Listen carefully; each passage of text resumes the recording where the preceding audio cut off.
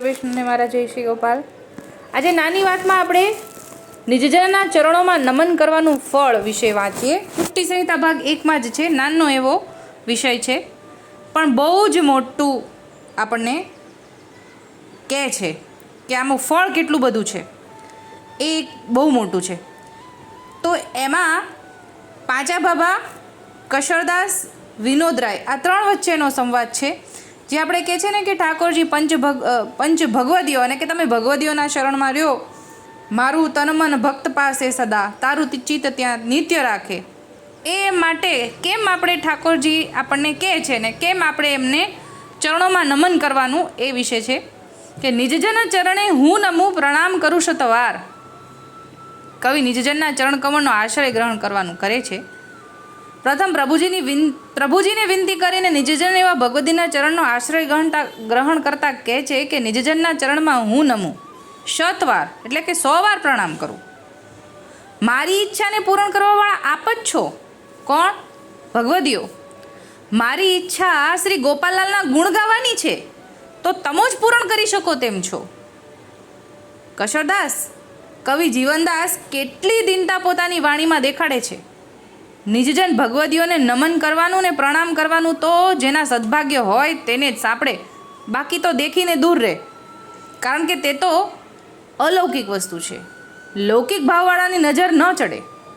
નિજજન ભગવદી જનને એકવાર નમન કરવાથી અને પ્રણામ તેના ચરણમાં કરવાથી કોટી જન્મના અઘ, પાપ ને તાપ નાશ પામે છે। આ વાક્ય ફરીવાર બોલું કે નિજજન ભગવદીને એકવાર નમન કરવાથી અને પ્રણામ તેના ચરણમાં કરવાથી કોટી જન્મના અઘ, પાપ, તાપ નાશ પામે છે। આ તો શતવાર પ્રણામ કરે છે, તો તેના ભાગ્યનું શું કહેવું? કહેવાય છે ને કે ઘણા વૈષ્ણવો મોહનદાસ કાણાની શરણમમ્માની માળા કરે છે। મોહનદાસ કાણા શરણમમ્મા, આ વાત અહીંયા વિરમગામ મંડપમાં જ્યારે નાટક થયું હતું, એમાં જે મોહનદાસ કાણા મોહિત બન્યો હતો એણે કીધેલું કે મોહનદાસ કાણા શરણમમ્માની માળા અને એક શ્રી ગોપાલ શરણમમ્માની માળા, એવું પણ ઘણા વૈષ્ણવો કરે છે।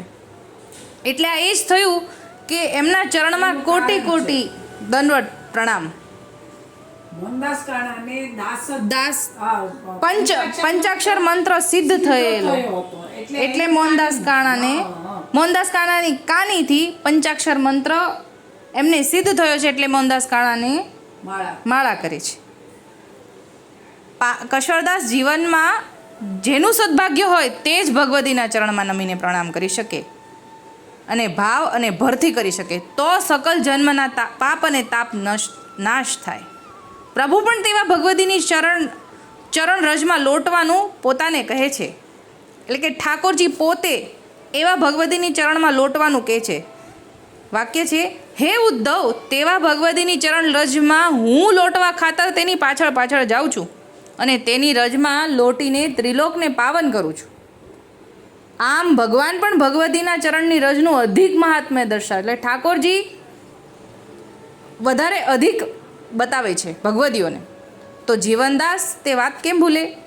શતવાર પ્રણામ થાય ત્યારે તો ભગવદ લીલાની પ્રાપ્તિમાં થતા સર્વને અંતરાય દૂર થઈ જાય, તન મનનો અર્ધો નિર્મળ થઈ જાય અને વાણી અલૌકિક થઈ જાય।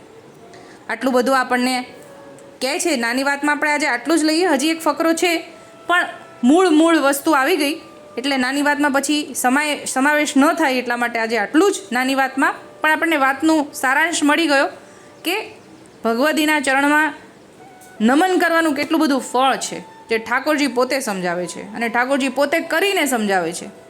આજે આટલું જ બોલીને મારી વાણીને નાની વાતને વિરામ આપું છું। બોલ શ્રી ગોપાલ લાલ કી જય।